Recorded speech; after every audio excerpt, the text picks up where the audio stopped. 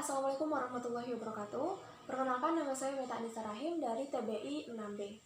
Nah, pada kesempatan kali ini saya membahas tentang keterampilan dasar guru dalam proses pembelajaran. Jadi, keterampilan dasar guru dalam proses pembelajaran adalah sebuah keterampilan dasar yang harus dimiliki oleh seorang guru, baik itu yang sudah menjadi guru atau calon guru yang profesional dalam proses pembelajaran. Nah, jika kita ingin menjadi seorang guru atau kita sudah menjadi seorang guru, kita harus atau dituntut untuk memiliki keterampilan-keterampilan yang akan saya bahas pada kesempatan kali ini. Nah, keterampilan yang pertama yaitu keterampilan membuka kelas. Nah, sebagai seorang guru, tentunya kita harus bisa atau terampil dalam membuka kelas. Terdapat beberapa kategori yang harus kita penuhi sebagai seorang guru yang profesional. Yang pertama yaitu menarik perhatian siswa. Nah, banyak sekali cara yang bisa kita gunakan untuk menarik perhatian siswa. Contohnya, dengan membaca doa, salam, mengambil absen, dan mempersiapkan siswa agar siap dalam proses pembelajaran. Nah, baik itu dari lingkungan luar siswa atau di kelas, atau dalam kelas, maupun dari diri siswa. Contohnya, di kelas terdapat banyak sekali sampah. Nah, jadi guru meminta siswa agar dapat memungut sampah tersebut dan membuangnya ke tong sampah terlebih dahulu agar proses pembelajaran itu menjadi nyaman. Mungkin kita akan menemukan siswa yang ngantuk dan tidak konsentrasi dan lain-lain sebagainya. Nah, ini bisa kita dalam situasi ini kita bisa meminta siswa untuk mencuci muka atau memperbaiki posisi duduknya dan lain-lain sebagainya. Dan selain itu kita juga bisa meminta siswa untuk merapikan meja dan kursi mereka. Nah, yang kedua yaitu memotivasi siswa. Nah, sebagai seorang guru kita harus bisa meningkatkan motivasi siswa, baik itu dari minat, bakat, karena motivasi yang kita berikan kepada siswa itu dapat meningkatkan minat siswa untuk belajar dan meningkatkan rasa ingin tahunya.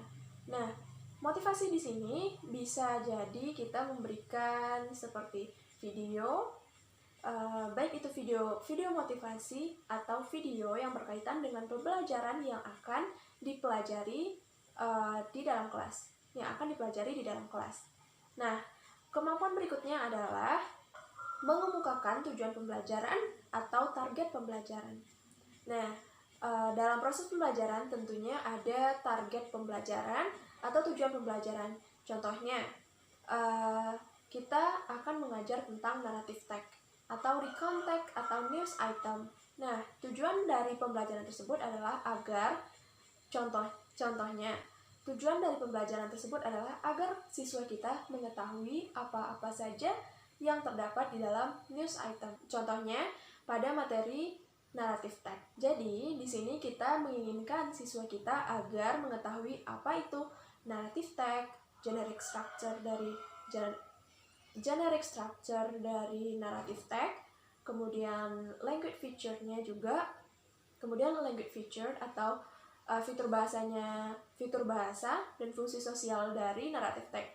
Nah, jadi di awal pembelajaran kita perlu menyampaikan tujuan pembelajaran atau target pembelajaran atau target yang ingin kita capai. Jadi, saat belajar, siswa tidak akan ngambang dalam materi yang akan dia pelajari. Nah, selanjutnya adalah apresiasi atau kita bisa memberikan pretest. Nah, sebuah apresiasi sangat penting kita lakukan di dalam kelas. Kenapa? Karena apresiasi itu bisa meningkatkan motivasi siswa untuk belajar. Apresiasi itu bisa kita sampaikan secara lisan maupun tidak.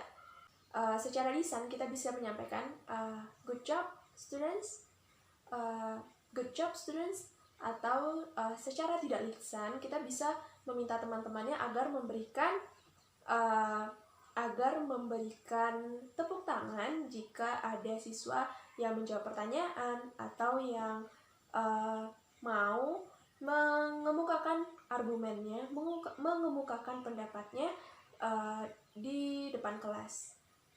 Nah, kemampuan yang kedua yaitu kemampuan menjelaskan materi. Nah, tentunya sebagai seorang guru kita harus mampu untuk menjelaskan materi, karena itulah tujuan kita mengajar, agar siswa kita bisa menambah ilmu pengetahuannya dengan guru yang pintar dalam menjelaskan materinya. Nah, di sini juga terdapat beberapa item dari kemampuan menjelaskan materi. Nah, di antaranya yaitu bahasa seorang guru harus jelas dan mudah dipahami. Itu artinya bahasa seorang guru tidak boleh ambigu atau sulit dipahami oleh siswa. Jadi, sebagai seorang guru kita harus memahami tingkat pemahaman bahasa oleh siswa tersebut. Contohnya, bagaimana cara berbahasa kepada siswa SMP dan SMA itu berbeda. Atau SMP kelas 1, 2, dan 3 itu bahasanya juga berbeda. Nah, jadi sebaiknya seorang guru tidak menggunakan bahasa yang terlalu tinggi, karena bahasa yang terlalu tinggi mungkin hanya kita gunakan di tingkat university, di tingkat perkuliahan, karena bahasa yang tinggi sangat sulit dipahami oleh siswa. Meskipun itu sangat mudah dipahami oleh seorang guru, tapi tingkat pemahamannya sangat berbeda. Nah, selanjutnya adalah memberikan contoh atau ilustrasi. Sebaiknya ketika kita menjelaskan materi pembelajaran, saat menjelaskan sebuah materi, akan lebih baiknya kita memberikan sebuah contoh atau ilustrasi. Nah, contoh akan memberikan gambaran nyata kepada siswa tentang materi pembelajaran yang sedang dia pelajari. Contohnya, kita menjelaskan tentang recount tag. Jadi, kita berikan sebuah contoh dari recount tag kepada siswa dan menjelaskan materinya. Contohnya, recount tag itu menggunakan simple past tense. Jadi, kita menunjukkan kepada siswa mana sih yang simple past tense itu dari contohnya. Begitu juga saat kita menjelaskan tentang generic structure dari narrative tag atau recount tag, itu akan lebih mudah dijelaskan ketika kita menggunakan sebuah contoh yang nyata. Sebuah contoh atau teks dari narrative tag atau recount tag tersebut. Nah, kemampuan berikutnya adalah kemampuan pengorganisasian materi. Ini artinya materi yang kita sampaikan itu harus berurutan. Contohnya, yang pertama kita jelaskan adalah definisi, yang kedua adalah generic structure, contohnya. Kemudian yang ketiga adalah fungsi sosial, kemudian berikan contoh. Seperti itu, harus berurutan. Ini agar memudahkan siswa untuk memahami pembelajaran. Nah, di sini kita bisa bayangkan jika seorang guru menjelaskannya secara random. Contohnya, saat belajar tentang narrative tag. Nah, pertama, guru memberikan dulu generic structure-nya, kemudian language feature, kemudian fungsi sosialnya, kemudian yang terakhir, guru menjelaskan pengertiannya. Tentunya hal ini akan membuat pemikiran siswa buyar, atau pemahaman siswa itu buyar. Karena sebagai seorang yang mungkin mereka belum terlalu paham atau belum mengetahui tentang materi pembelajaran yang mereka pahami. Jadi, sebaiknya kita mampu mengorganisasikan materi atau menyampaikan materi secara berurutan. Nah, berikutnya adalah penekanan pada poin-poin penting atau stressing point.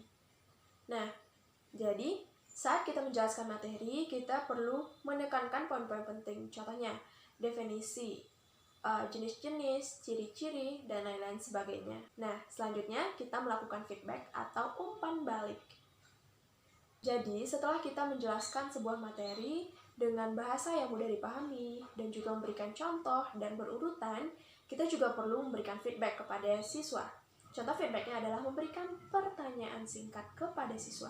Jadi, dengan itu kita bisa mengetahui sejauh mana pemahaman siswa tentang pelajaran yang sedang dia pelajari. Nah, kemampuan berikutnya yang harus dimiliki oleh seorang guru adalah kemampuan bertanya. Dalam kemampuan bertanya, seorang guru harus mampu menanyakan sebuah pertanyaan kepada siswa secara singkat dan jelas. Kenapa? Karena tingkat pemahaman siswa atau tingkat pemahaman bahasa yang digunakan oleh siswa dan guru itu berbeda. Tingkatnya berbeda. Jadi kita menggunakan bahasa yang singkat, jelas, padat, dan mudah dipahami. Jangan menggunakan bahasa yang tinggi kepada siswa, jadi mereka tidak paham terhadap pertanyaannya. Nah, berikutnya adalah Dalam keterampilan bertanya ini, kita juga perlu memberikan tuntunan kepada siswa. Tuntunan ini bisa berupa informasi-informasi terkait tentang pertanyaan tersebut. Nah, kemampuan berikutnya adalah saat kita memberikan pertanyaan, kita bisa memberikan pertanyaan bergilir. Jadi, jangan terlalu fokus pada satu siswa saja. Contohnya, kita hanya fokus pada siswa yang pintar. Nah, hal ini akan menyebabkan perasaan iri di tengah-tengah siswa. Perasaan iri dalam pembelajaran. Hal ini dapat menyebabkan masalah terhadap kepercayaan diri siswa, self-esteem, dan juga siswa akan merasa guru tersebut pilih kasih. Sebagai seorang guru, kita tidak boleh pilih kasih. Caranya adalah dengan memberikan pertanyaan bergilir. Jadi, saat guru bertanya, mereka akan semangat untuk belajar, untuk mengetahui hal baru, dan untuk menjawab pertanyaannya. Karena pertanyaannya bergilir, tidak hanya fokus pada satu siswa. Nah, dalam keterampilan bertanya, kita juga perlu memikirkan alokasi waktu. Nah, sebagaimana kita ketahui, saat mengajar, kita itu tidak memiliki waktu yang sangat panjang. Contohnya kita hanya punya waktu 1 jam atau 1,5 jam. Jadi tidak mungkin kita menghabiskan waktu hanya untuk memberikan pertanyaan. Jadi tipsnya adalah kita menggunakan pertanyaan singkat yang bisa dijawab dengan waktu yang cepat. Selanjutnya adalah berinteraksi dengan siswa. Kita sudah bertanya secara singkat, padat, dan jelas, dan juga sudah memberikan informasi dan tuntunan, sudah memberikan pertanyaan bergilir dan lain sebagainya, sudah memikirkan alokasi waktu, kita juga perlu berinteraksi kepada siswa. Nah, keterampilan dasar berikutnya yang harus dipahami atau yang harus dikuasai oleh seorang guru adalah kemampuan reinforcement atau kemampuan penguatan. Nah, cara yang pertama adalah dengan menggunakan verbal atau kalimat atau ucapan.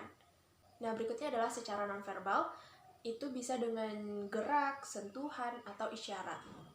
Berikutnya adalah, selanjutnya kita gunakan penguatan parsial atau setengah, atau kita gunakan sepenuhnya. Dan juga ada prinsip penguatan segera. Nah, jadi pada penguatan atau reinforcement ini, contohnya saat kita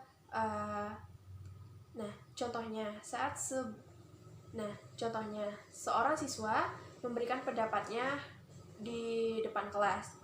Jadi kita bisa memberikan penguatan kepada siswa. Jadi contoh penguatannya adalah contohnya saat siswa mampu menjawab pertanyaan, kita memberikan jempol atau memberikan isyarat good job, tepuk tangan, dan lain sebagainya. Nah, atau kita memberikan sentuhan. Nah, keterampilan berikutnya adalah keterampilan variasi.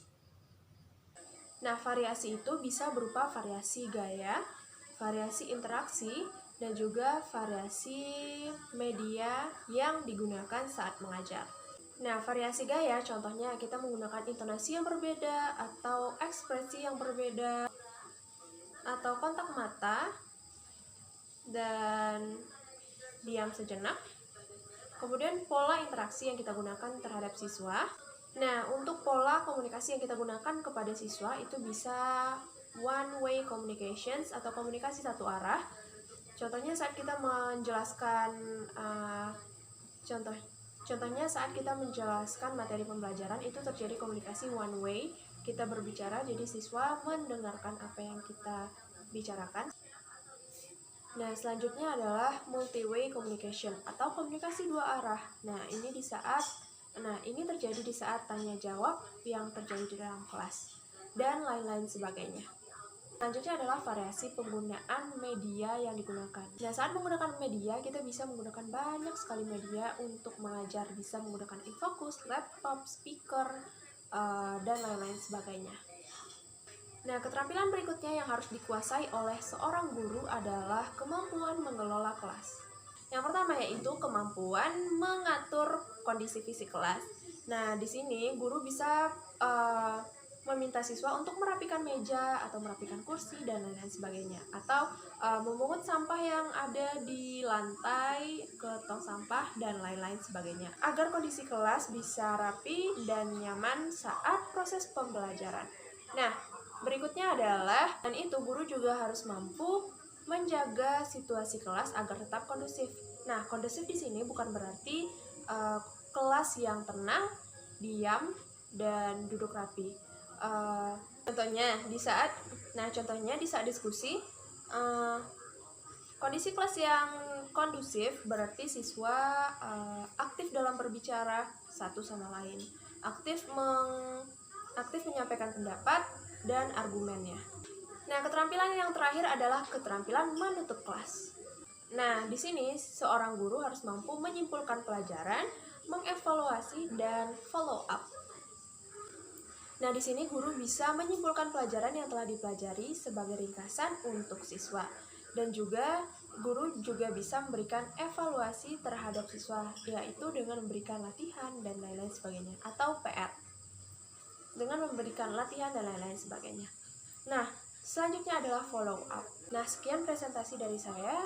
Terima kasih atas perhatiannya. Billahi fisabilillah haq fastabiqul khairat. Wassalamualaikum warahmatullahi wabarakatuh.